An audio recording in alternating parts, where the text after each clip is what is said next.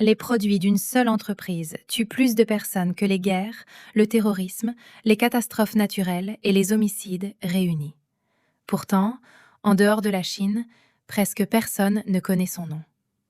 Caché derrière le pouvoir d'État, protégé par le gouvernement et alimenté par l'addiction, China Tobacco est devenue discrètement la plus grande entreprise de cigarettes au monde.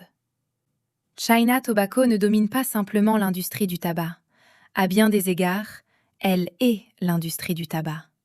L'entreprise contrôle presque entièrement le marché chinois de la cigarette, produisant des milliers de milliards de cigarettes chaque année. Ses revenus dépassent ceux de la plupart des multinationales de la planète.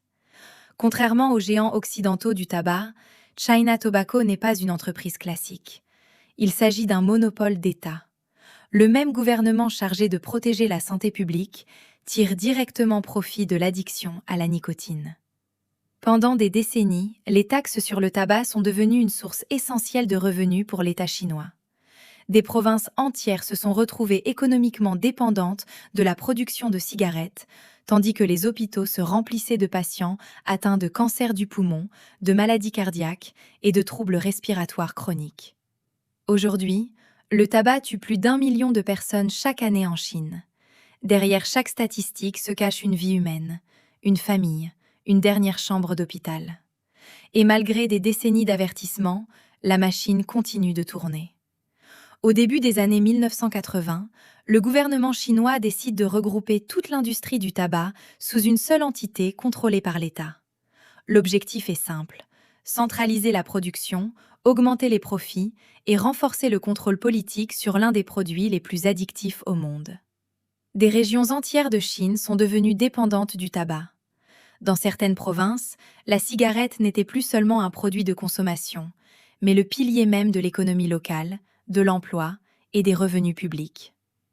En Chine, la cigarette s'est profondément intégrée à la culture sociale. Réunions d'affaires, mariages, repas de famille, offrir une cigarette est devenu un geste de respect, de politesse et parfois même de pouvoir. China Tobacco contrôle plus de 40% du marché mondial de la cigarette. Certaines années, l'entreprise a vendu plus de 2000 milliards de cigarettes, des centaines de milliards de plus que ses concurrents les plus proches réunis. La contradiction était impossible à ignorer. Officiellement, le gouvernement chinois lançait des campagnes anti-tabac. Mais dans les faits, les profits générés par l'industrie restaient bien trop importants pour être abandonnés. Les cigarettes modernes ne sont plus simplement du tabac roulé dans du papier. Pendant des décennies, les fabricants ont perfectionné la diffusion de nicotine avec une précision scientifique afin de maximiser l'addiction tout en réduisant la sensation d'agression de la fumée. Malgré les avertissements sanitaires, des millions de jeunes commencent encore à fumer chaque année. Pour China Tobacco, l'avenir de l'industrie dépend d'un renouvellement constant de nouveaux consommateurs. La Chine fait aujourd'hui face à l'une des plus grandes crises sanitaires liées au tabac de l'histoire moderne. Chaque année, les hôpitaux accueillent des millions de patients souffrant de maladies directement causées par le tabagisme. Pour beaucoup de victimes, il n'y aura jamais de gros titres, pas d'enquête publique, pas d'indignation internationale. Juste une autre chambre d'hôpital, un autre enterrement, une autre vie effacée silencieusement par l'addiction. Malgré sa taille gigantesque, China Tobacco apparaît rarement dans les discussions internationales. En dehors de la Chine, la plupart des gens n'ont jamais entendu parler de cette entreprise.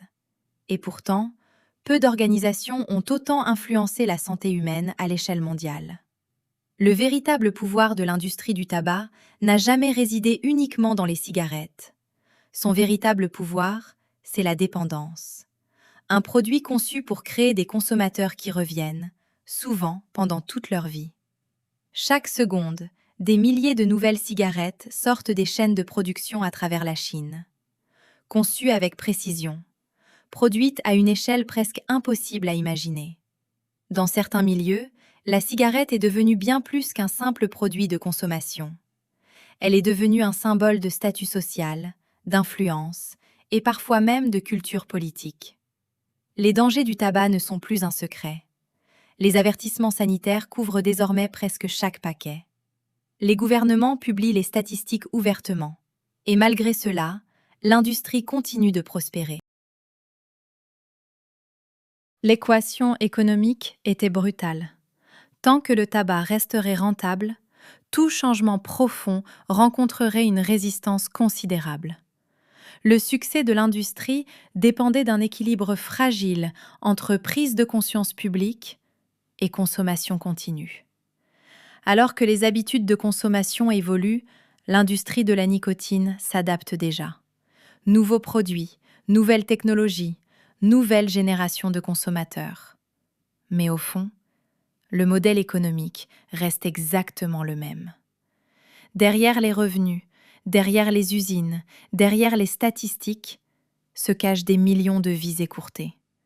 Des pères, des mères, des enfants, des futurs entiers effacés silencieusement au fil des décennies. Parce qu'aujourd'hui, le système est profondément interconnecté. Les gouvernements dépendent des revenus, les régions dépendent des emplois, les consommateurs dépendent de l'addiction. Et les industries construites sur la dépendance sont rarement faciles à démanteler. China Tobacco ne fait presque jamais la une des journaux. Ses dirigeants ne sont pas des célébrités. Son logo reste largement inconnu à l'international.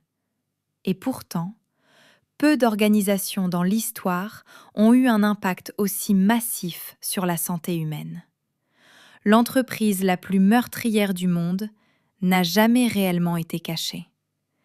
Elle a toujours opéré sous nos yeux, protégée par l'économie, alimentée par l'addiction et soutenue par l'une des industries les plus rentables jamais créées par l'humanité.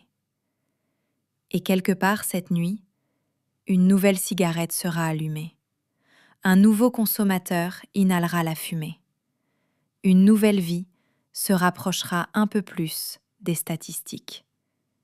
Car la machine, elle, ne s'arrête jamais vraiment.